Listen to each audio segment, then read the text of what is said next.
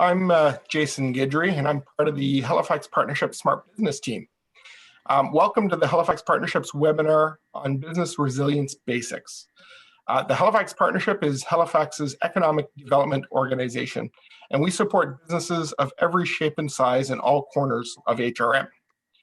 Over the past year, our Smart Business team has had conversations with over 750 businesses to help them solve problems brought on by the COVID-19 pandemic. Through this work, we've recognized not every business had the benefit of relying on a crisis response plan. So we partnered with KPMG to develop easy and accessible tools to help businesses plan or develop a plan and prepare themselves for future business disruptions. These tools are being finalized now and will be available on our website. You'll be able to pick and choose what pieces are applicable to your business. And today is the first of 3 webinars to help you understand the process and guide you through the development of your business's plan. Our session will be about 45 minutes long today, so we'll have time to answer your questions at the end. So please use the chat function to send your questions throughout the presentation so we can address them before we finish today. Now I'd like to introduce you to Tarek Habib with KPMG to walk you through the principles of business continuity resilience. Over to you, Tarek. Thank you, Jason. Thank you, everyone, for attending today. So as Jason mentioned, I'm Tarek Habib, Senior Manager in KPMG's Halifax office. And really, my focus area is business continuity and business resilience. And we're here today to talk to you about the basics. So as Jason mentioned, it's the first of a 3-part webinar. We wanted to start it off with talking about the basics, talking about the building blocks of business continuity before we get into some of the details of the toolkit. The objective of the session is to walk you through the key concepts of business resilience, the history, how did we get to the name of business resilience, and then we're going to go over to some of the key steps that you would take to develop your plans, all the way from assessing the impact of disruption to your business, all the way to having a plan in place, building a plan, and then testing it to make sure that it works. We also have some case studies for you today, just so that you can see real examples, both locally in Halifax and nationally across Canada, just so you can understand some of the examples of successes and failures where business resilience programs have been in place or have not been in place. And then at the end, we have some additional resources that are available for you through the Halifax Partnership and the Smart Business Program. So the first thing that we wanted to talk about is the evolution of business resilience. And so the catchy new term is resilience, but I wanted to walk you through how we got to that term. In the old days, they used to focus on IT. So the IT systems were the most critical part of the business as you started to get into automation and some of the online presence. They call it disaster recovery planning. The term disaster in this case doesn't really refer to natural disasters. It's just the industry term that they use for IT disruptions. So it's specifically used in this realm, in this world. It's used to talk about IT disruptions. Later on, people started to realize, well, okay, it's not just IT systems that we need. There's all these other types of resources that are important to my business. I need to be able to recover my people, my critical personnel. I need to be able to recover facilities where I produce something or I serve my people or my storefront. And then I also have my suppliers. Later on, we started to evolve more towards not just recovering IT systems and recovering business key resources. We started talking about all the preparation that needs to happen in advance. How do I effectively respond to an incident or an emergency? How do I manage this as a crisis and make some key decisions and make the right communications to my customers and external stakeholders? And how do I do my risk management to avoid getting to that situation altogether? So that's how we got to the term business resilience. And it really covers everything up to this point, from preventing and reducing the impact of a disruption all the way to once it happens, what do I do? How do I recover my business? And how do I protect my brand? We have 4 domains in business resilience, and the first 2 deal with the damage control, the immediate response, and then the last 2 that we'll walk through, they really focus on recovering your business, going back to a state of like a minimum level of service that's acceptable for your business to survive. The first one talks about incident and emergency response. And the reason we say incident and emergency is, they refer to similar things. If it's a fire, usually they call it an emergency. If it's, in the IT world, they call it an incident or a major incident. But really here, what we're talking about is the immediate response that you have to take to protect your people, to protect your assets, and to protect the environment that you're operating in. These incidents usually, if they're big enough, they would escalate into a crisis. So an example here that we have is maybe it's a cyber attack that's going on, or maybe it's something that physically happened in your facility, or a major fire. When we go to crisis management, this is, the emergency response is about the immediate damage control. Crisis management focuses on the decision making that you have to make, any stakeholders you need to engage, such as your lawyer, and the communications that you would have to issue. So while you're busy responding to a cyber attack, you also have to make sure that, if your customers are asking, what happened to my account, or what's going on, where's the service, you have to be able to communicate to them and not just leave them in silence. So these two fields, they work hand in hand. Once you have the initial damage control rolling and in place, that's when you start recovering your business. We have business continuity planning and disaster recovery planning. The business continuity side focuses on all types of resources, so people, suppliers, if I have any specific equipment that I need. And it also talks about, what do I do if my systems are not available? This is from a sense of, if a system is not available, can I do something manually? Can I, instead of email, can I just pick up the phone and do something, or fulfill an order? The disaster recovery side, because of the complexity of recovering IT systems, this is why it gets its own bucket, where you really have to focus on, if my systems are not available, what do I do? Even if it's something that's hosted with a third party, you have to be involved in understanding how they're going to bring back your systems, because that's a very critical component of your business. So just to put these all together, we have an example for you that will walk you through how a single event can trigger all of these different types of plans. Let's say that in your main site, if it's a store, if it's like an office site that you have, there's a fire or an explosion that damaged this site, and some of the employees are hurt. You have to start evacuating your people. That's your initial emergency response. Then a little bit later, the media gets a hold of this. They start blaming your company for being careless. So now you have to have that response, that communication, not just evacuating your people and making sure they're all right. After that, so once that damage control is already in place, that's when you start recovering your business. So what activities did I perform at this site, and how do I recover them and continue serving my customers? And if your IT systems, if you had a server still on that site, how do that system is going to be down? So how do I bring back these systems at an alternate site? In terms of what it looks like over time, so we have a diagram here that explains the different timeframes and how ultimately how you pick a recovery time objective, and how you work towards that in terms of making sure that your business is recovered before it's too late. The first axis that we have here is the level of service over time. Let's assume that the blue line is the level of service that you have. Once there's a disruption, and the example that I like to use here is a simple example of, let's say, in terms of number of employees. So let's say we have, like a pet grooming service, and we have 5 employees working. Once there's a disruption, regardless of what it is, we have to use the worst case, because in business continuity, we're planning for the worst. So instead of having 5, that goes down to 0.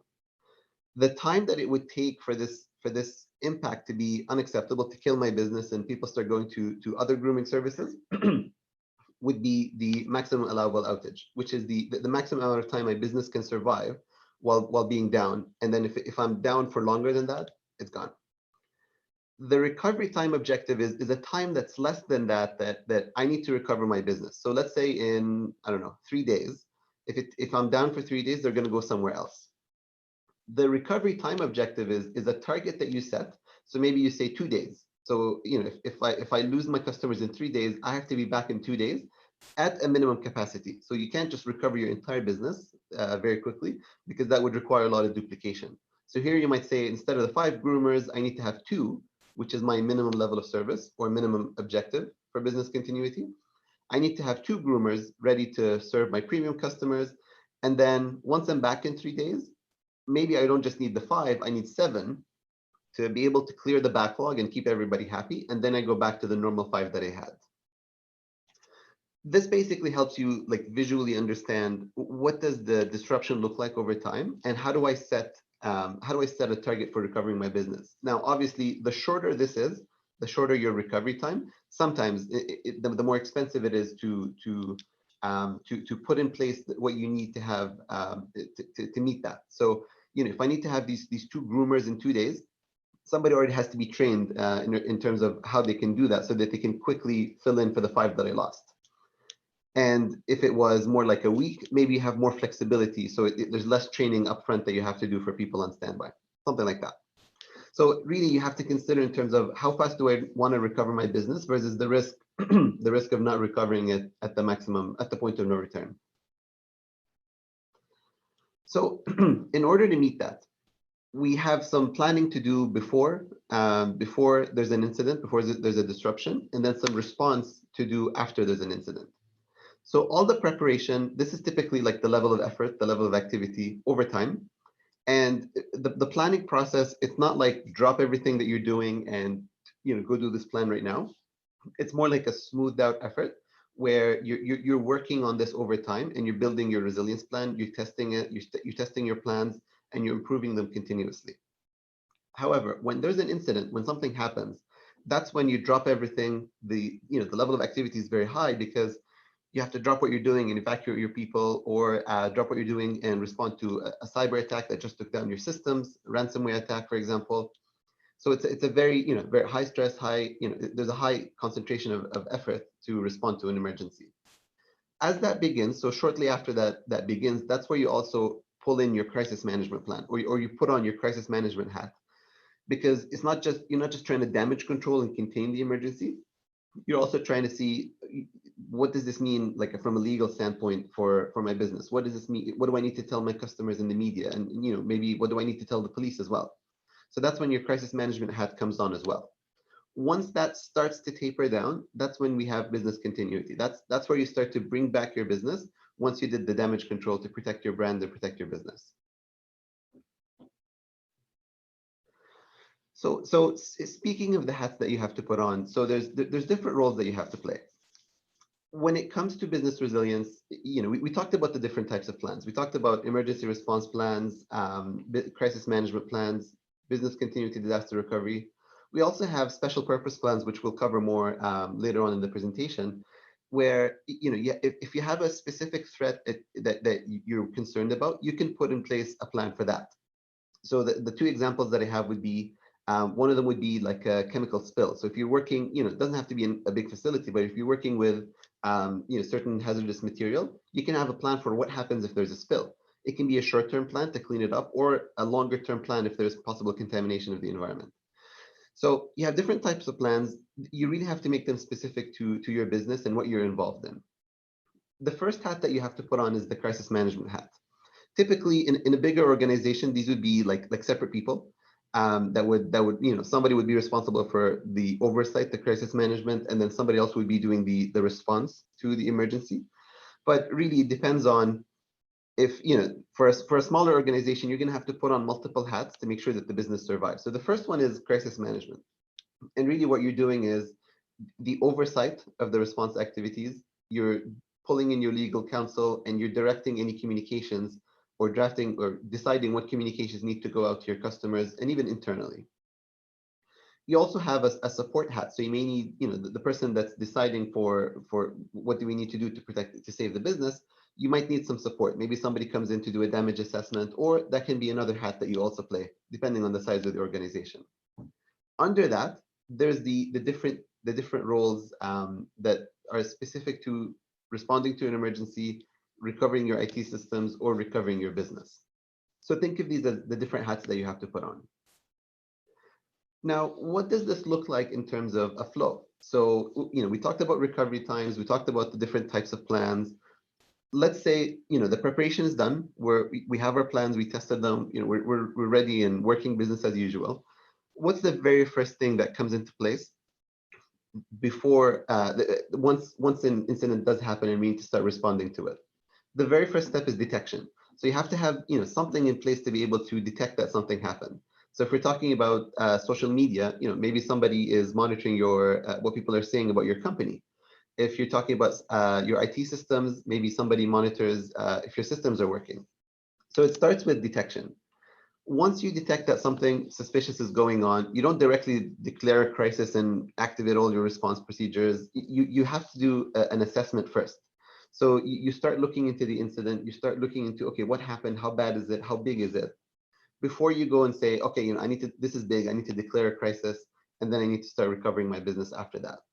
So the examples that we have here would be, if we're talking about detection, you can either have like an IT, like a regular operational incident, not a like a cyber attack version, or you can have a cybersecurity incident that you would need to detect, and the earlier you detect them, the more time you have to damage control and contain it. So if you talk about something like an incident at your facility, like a fire, if you had a way to detect the fire faster, you would be able to save your inventory and save more of your facility.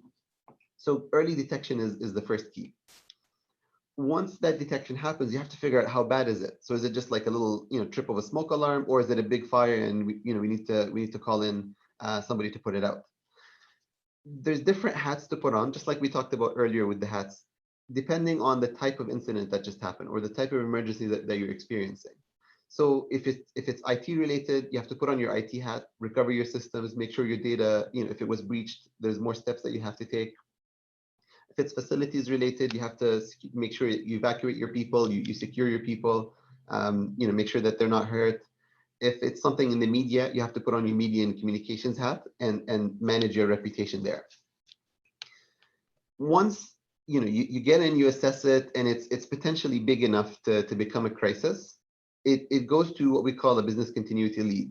In a smaller company, that's usually the owner or the president or the head, because that's the person that would decide, okay, let's declare a crisis, let's activate some temporary procedures, let's protect the business. If it's not a major incident, or you decide not to declare a crisis, you still have to monitor it. So you don't just say, okay, no, done, move on. You have to monitor. You have to monitor the incident and see if it develops or if it escalates into something more major. And once the crisis is declared, remember those hats that we talked about? That's when you start putting them on. So the crisis management hat, you start to manage the reputation, the communications that need to go out, and oversee all the response and recovery. So that was a bit about the different pieces of business resilience. The next part that we wanted to talk about is the life cycle. So the different steps that you need to go through, which is also aligned to the toolkit that's going to be published. And then we'll talk about each type of plan in a little more detail. So on the right here, you see what we call the life cycle of business resilience. These are all the stages that you would typically go through in terms of starting with understanding what critical processes you have in your business, all the way down to having a plan that's documented, tested, and people understand. The people responsible for using this plan, they understand what to do and how to use it. This is going to be the focus of the toolkit. So the toolkit that we developed is just going through a review. It'll be available to you soon on the Halifax Partnership website. And what we have in there is a guide and a template covering each of these steps. So for example, the first two steps, they talk about context and process understanding. This is where you have to understand the different processes that your business is involved in.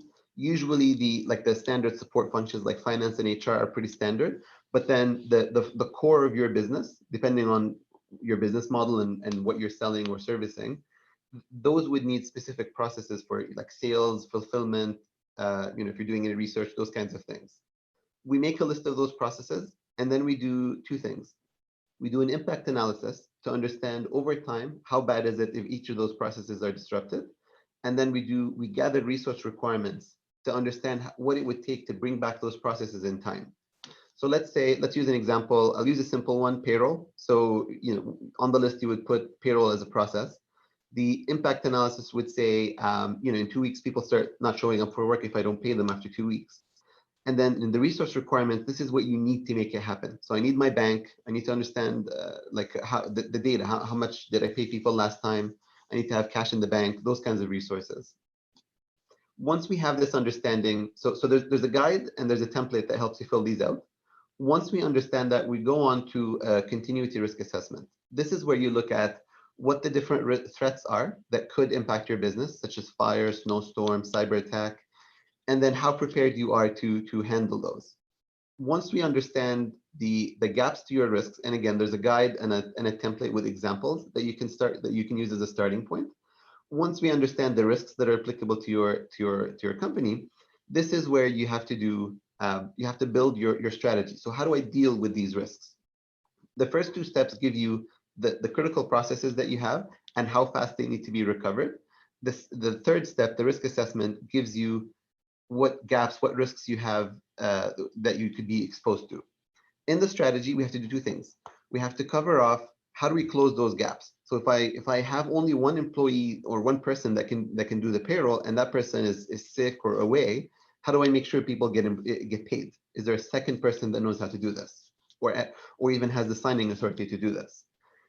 The second part is how do I recover? So if this person is not available, what steps what approach do I have to be able to process the payroll?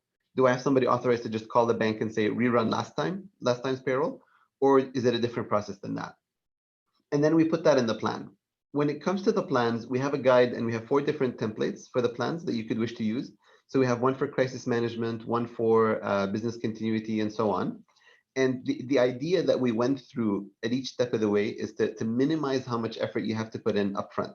So for example, the plans, I would say they're 80% of the way ready.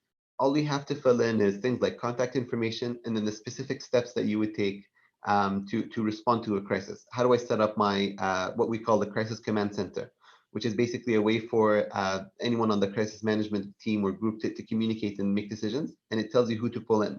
So how do I contact my legal counsel? What messages, pre-prepared messages do I send out to the media? And then the last part, training and exercising. So once you have your plans developed, this is where you have to, it's not just enough to have it on paper. We have a guide that gives you different examples of how you can test your plans. So there's scenarios, there's injects, what we call injects, which develop the scenario. So we can say, a fire happens and then, like the media is asking you questions about the fire and so on, which you can use to sit down and say, okay, fire just happened, grab the plan, what do I do? And then, the media is saying some bad stuff about me, what do I do? What do I communicate? So that way you make sure that you do 2 things. You make sure that the people that are responsible for using the plan know how to use it, and that if there are any gaps in the plan, you identify them through like a safe environment where you're testing your plan and seeing how usable it is. So all of this is going to be packaged in the toolkit. So it's going to be available soon to everyone. The third webinar actually is a walkthrough of those guides, so that you have a step-by-step walkthrough of what you would need to fill in at each step of the way. And basically you get the voiceover of how to use the toolkit. So we're not just giving you the document, there's also the overlay, the explanation of how to use it, so that we can minimize as much as we can the effort that you have to put in on your side by pre-preparing all of this and explaining it. So this is the life cycle. Let's talk in a little more detail about each type of plan. When we talk about emergency response and crisis management plans, the kinds of events that you're responding to are like the initial, when an event happens and you need an immediate response to do damage control. So one example would be like a public relation issue or a scandal that hits the media, and you need to respond to it. You can't just let them have at it. You have to respond. You have to correct the facts if something is happening in the media. That can still count as a crisis. Maybe you have some sort of physical hostile action at one of your sites or an active shooter. Maybe there's a fire or there's some other reason that you have to evacuate your facility. Maybe there's a live cyber attack that's happening. Somebody's attacking your systems. They're not available. They're demanding ransom. What do you do about that?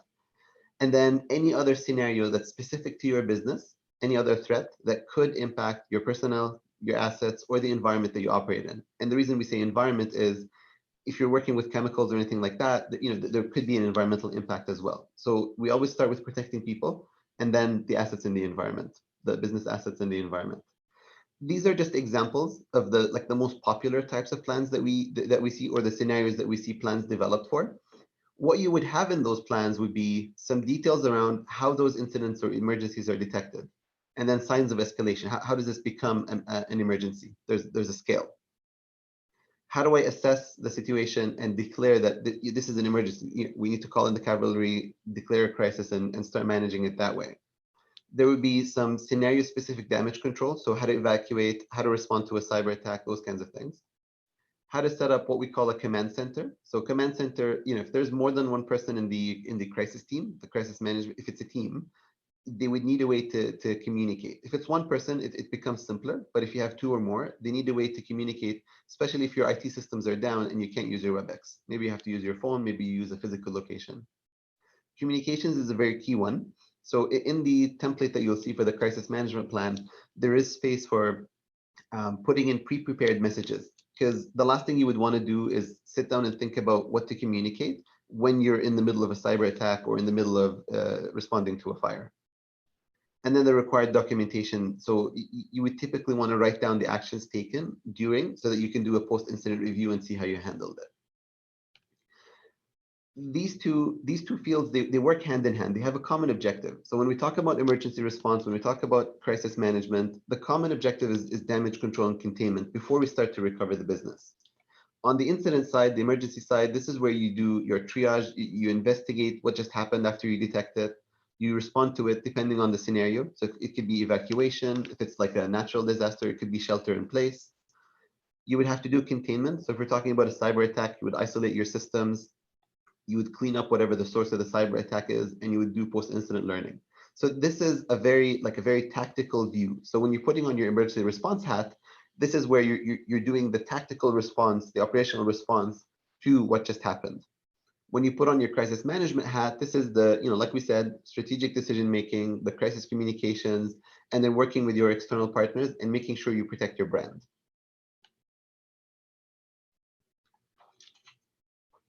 We also have the special purpose plans. So pandemic plans are one of them. And we're not going to spend too much time on this because you've seen a lot of pandemic planning content.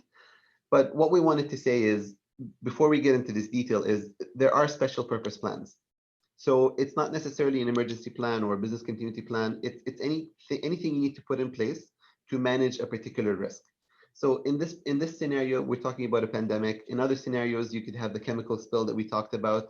There was one that we did that was for like a key supplier failing, and we'll talk about that more in the case study section. But I had a client that we basically put together a plan for, if this one particular supplier went bankrupt, what do we do? And that supplier was for like a personnel scheduling for a small regional airline. So more details on that. When it comes to pandemic response planning, this is just an example of the key topics that you would have had in a pandemic response plan. I know, for the most part, that this took everybody by surprise. If you did have a pandemic response plan, the first thing you would have had is a threat level scale. This is where you would say, you would basically monitor the situation, and if you have like no local cases, it didn't make it to Canada, these are the actions that we take. Once it makes it to Canada or to Nova Scotia, these are the actions that we would take. And then the rest are all the considerations that you need to have in place depending on the kind of operation that you're running. So HR considerations: do I need to ask people not to travel? Do we need to segregate critical people from each other? Most of these you would have already seen in pretty much like all the guidance that's coming out for pandemic planning. Medical response procedures. So if you have somebody that shows symptoms on my facility, what do I do? What do I do if there's a supply chain disruption? We saw a lot of that. How do I, maybe can I source locally if I can't ship something in from outside? Is there a way for, do I already have an agreement, or do I already buy from somebody locally where I don't need to ship some of those materials? What communications do I need to put in place? How do I make sure my customers know if I'm open or not? And then most importantly, or one of the most important ones, is cash flow planning, especially considering how pandemics, you've seen, tend to be very long running, and they put a huge strain on cash flow. The next type of plans that we're talking about would be the recovery plans. So the business continuity plans, the disaster recovery plans. The first thing that I'll mention is they talk about recovering each of your critical resources or workarounds that you could do if those resources are not available. So when we talk about third parties, do I start producing something in-house, or do I start doing something in-house, or do I have a different supplier? When we talk about key personnel, do I have somebody else that's trained, or is there a way for me to, like loan staff from somewhere else? Facilities. So if I have a storefront, can I sell something online? Or if I produce something, can I produce it somewhere else? Means of communication. So if email is down, how do I communicate? What other processes in my company do I need? Any specialized equipment that's very hard to replace. So, something like a printer, you could just go buy another printer, but sometimes there's more specific equipment that you use to produce something or make something that you wouldn't readily find in the market. So how do I make sure I have spare parts or a way to quickly get this equipment in, or a way to produce something without this equipment? And then what do I do if systems are down? So if can I do something manually, or do I have to wait for disaster recovery to bring back my systems? The steps that we have here, they talk about, they're baked into the life cycle that we talked about. So this is where you start with the strategy. What do I do? What do I need to put in my plans? What preparation do I need to put in place before there's a disruption? You start implementing them. So we call them resilience measures. So anything you have to do beforehand. So if you buy a second piece of equipment, or you diversify your supply. So you start buying from 2 suppliers at once, instead of buying everything from 1 supplier. All that is the upfront work that you would put in before there's a disruption. We have to figure out, so step 3 is determine the structure of the plan. So this is one example of where we took out some of the effort for you. There's already a template, and you just have to fill in the specific procedures and the contact information. The 4th step, so this is where you fill in the detailed procedures. You make sure that the key stakeholders that need to have a copy of this plan have a copy of it, and then you can conduct exercises to make sure that they know how to use those plans. And then the last piece that we have here is simulation exercises. So before we get into the benefits, basically a tabletop simulation, you have different types of simulations. The most basic one is like a tabletop review or a tabletop exercise, where you have a hypothetical discussion on a hypothetical scenario. And to facilitate this, one of the resources we have in the toolkit is a bunch of examples. I think we have around 10 examples of different scenarios that you could exercise, and developments that you would walk through to escalate the scenario. So the way they typically go is you make sure that everybody has a copy of the plan, that they reviewed it, and they understand what they need to do in that plan, their roles. And then you would sit down and you would start with an initial scenario. The initial scenario would say, maybe the police called us and they told us that they found some of our data on the dark web, or it looks like our data. Or maybe a fire just happened and we had to evacuate some people, and one customer was hurt during the fire. You would look at the initial response. You would give time for the initial response, and then you would develop the situation. So you would say that now the media is asking questions. You would say that, okay, the facility is not accessible. How do I continue doing business because this particular site is not available? At the end of the scenario, you would look at all the actions that you took, and you would compare that to the plan. And you would either say, okay, people need more training on how to use the plan, or we need to improve the plan because the plan didn't consider a particular development or a particular scenario. Now, why would you do this? Well, there's a bunch of benefits that you have from doing a simulation, a tabletop simulation. The very first one is it's a safe simulated environment. It's a hypothetical scenario that kind of puts people under pressure to respond and say or write down the actions that they would take, but there's no consequence. It's a safe environment where you get to like sit down, breathe, but still have a bit of urgency because it's a time boxed exercise. You would also build capability. So if people have used these plans, maybe every three or 6 months, you do a test with folks, the plan gets baked into their mind. So they know what to do. They know how to use the plan. It's not the first time they open the document and don't know what it expects them to do. It empowers those key stakeholders. So they know what to do, how to act during a crisis. They've been through this before, albeit hypothetical, but they have practiced it and they're ready for it. It also builds comfort on how to respond to different crises. So we have multiple scenarios because you don't know what kind of disruption is going to face your business. So that's why we have to talk about planning for the worst, and then exercising your plans, testing them against a variety of different likely scenarios.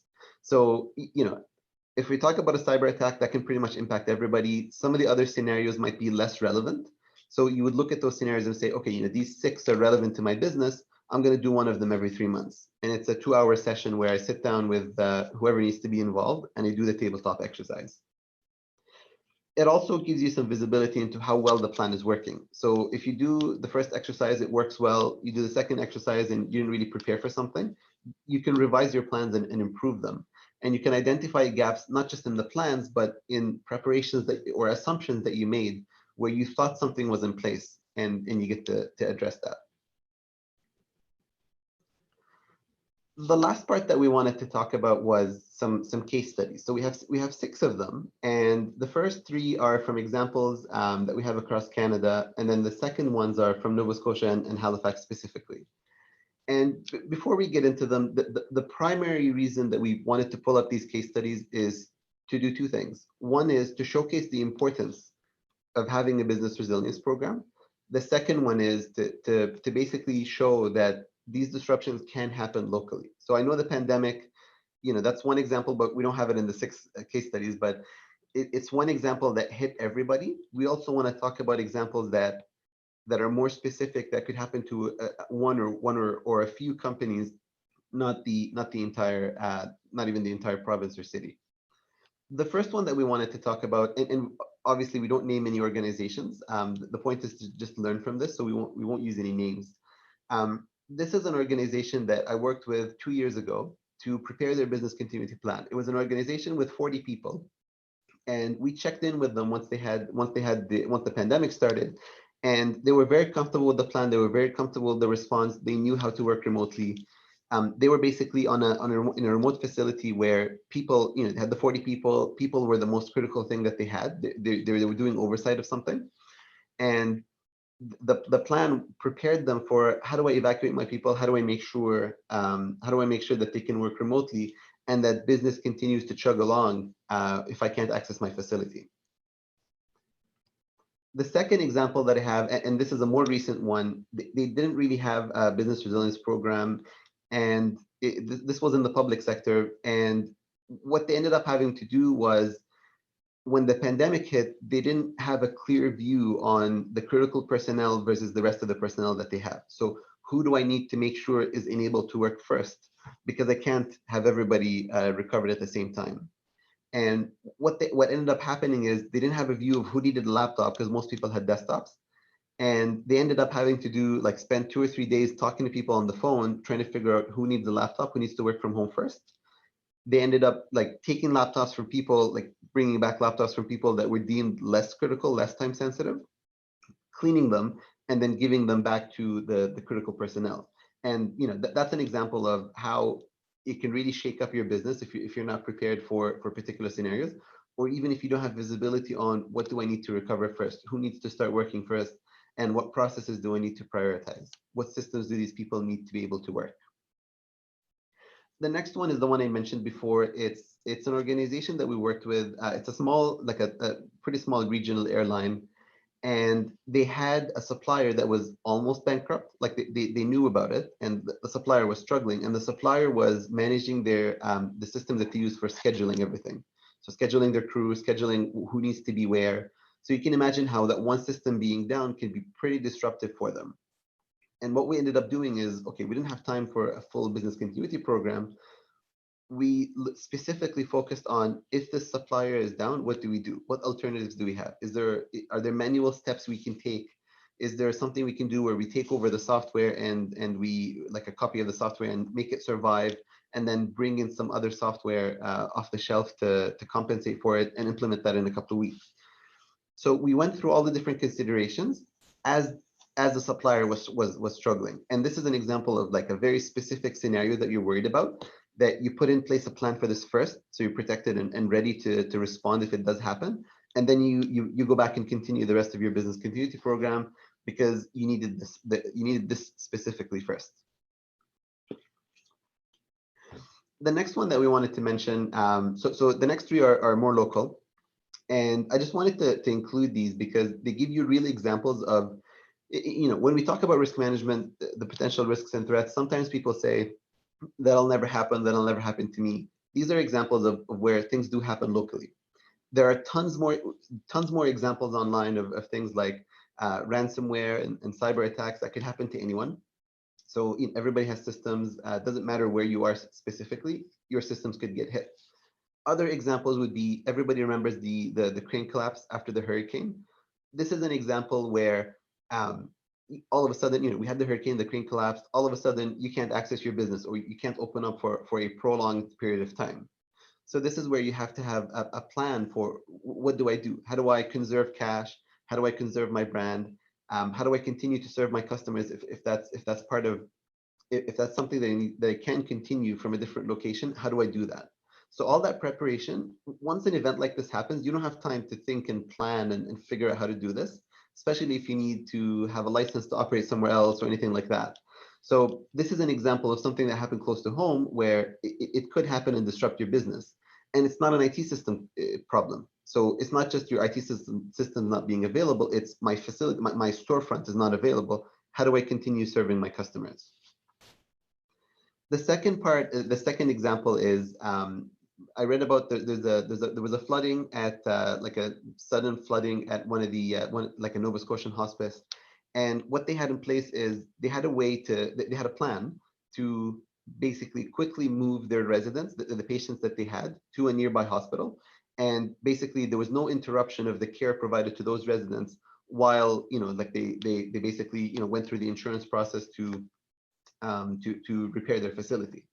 And that's an example where you have a very time-sensitive service that could be disrupted. And if you don't know what to do about it right away, there could be an interruption in a very key service that you're providing to your people. So luckily, they had a plan to move those people over. The last example that I have is, a lot of businesses, they get in supplies they get supplies shipped in, whether it's from the rest of Canada or somewhere offshore. Obviously, the pandemic had some pretty significant supply chain disruptions, but that's not the only scenario. About a year ago, I don't know if I think most of you would remember there was a rail disruption, and it's not to pick on a particular scenario. It's just to give an example of supply disruptions could happen. So the key thing here is how do I have an alternative for whether it's a pandemic, rail disruption, some other type of disruption, the ship sank that had my container. How do I make sure my business continues, whether it's having enough inventory, it's having a local supplier, diversifying, so buying part offshore, part local, diversifying your supply so that if one external entity fails, your business doesn't fail with it. So the idea is that we talk about resources throughout the presentation. Nothing is invulnerable. So in any type of resource, any type of vendor, any type of IT system, they could face a disruption. And we have tons of examples that you can read about that, a supplier fails, systems get breached, something happens that disrupts your business. So we can't depend and say that'll never happen to that resource. You have to be prepared you have to understand all your critical resources and then be prepared to respond and recover if something does happen to those resources. So this is the presentation that we had so far. We wanted to give some time for questions and answers, and then we'll go on to the additional resources available through the Smart Business Program. Thank you, Tarek. So yeah, we've asked people to please put any of the questions in the chat function so that we can answer those.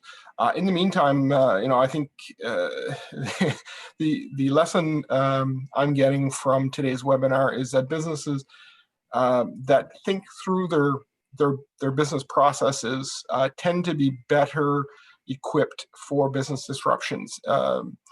There's a lot of different types of business disruptions, and some of them we're very used to handling, like a snowstorm. The outcome of that is pretty predictable. If it's a big storm, we might have employees that can't make it in, or delayed orders, or what have you. But usually within a day or so, things are cleaned up and things are back to normal. I don't think anyone was thinking of a pandemic, a year ago. Fair enough. I don't think anybody had a plan in place for a pandemic. Though if a pandemic happens in the future, I think a lot of businesses will be much better equipped and have lived experiences to help them through that. What these webinars and this toolkit is designed to do is to help businesses think through all of the major functions of their business and how to respond when there's a business disruption. So employees and customer safety or supply chain management, like you mentioned. We helped a lot of businesses through the pandemic that had one major supplier that couldn't supply them anymore, either because they were shut down because of COVID concerns, or they couldn't get materials or products shipped to them. So what to do then? So having a diversified supply chain always always helpful in those situations. And then physical locations, like you mentioned, the crane disaster. It's again, we saw the hurricane coming. People had a couple of days notice on that. People were probably fairly well prepared for a hurricane, but didn't anticipate a crane falling down on their business and preventing them from opening. So those types of things, I think businesses need, or businesses that think through how they would respond to business disruptions. So employees not being able to come in, supply chains, physical locations, IT infrastructure. Those are the ones that we've seen rebound the quickest during the pandemic. So, and that's the purpose of this toolkit, is to, again, helping businesses think through all of their processes and help them prepare. So I don't think we see any questions right now. So what I would encourage you to do, as you work through this toolkit and help prepare yourself for future business disruptions. If you have questions, if you need resources, reach out to our Smart Business team. And I think Tarek, you've got a slide for us. So reach out to any one of us. So Minder Singh, Hector Frazier, or myself. We are happy to help connect you to the resources available to help you prepare for future disruptions. That's all I have for you this morning. Tarek, do you have any final words? No, just very excited to get the opportunity to talk to everyone. Stay tuned for the next couple of webinars. They're already, you can sign up for them on the Halifax Partnership website, and the toolkit will be available very soon. Right, good point, Derek. So the next session will be March the 23rd, again at 9 a.m. That'll be on business resilience lessons learned from the pandemic. And the final session will be on March the 29th, again, 9 a.m. And that, as Tarek mentioned earlier, will be a complete walkthrough of the toolkits that'll be available on the website. So thank you so much, Tarek. I think this was very informative, and hopefully will be good information for everybody that's taking part in the webinar, and we'll see it on our website in the future. Thank you. Jason. Thank you, everyone.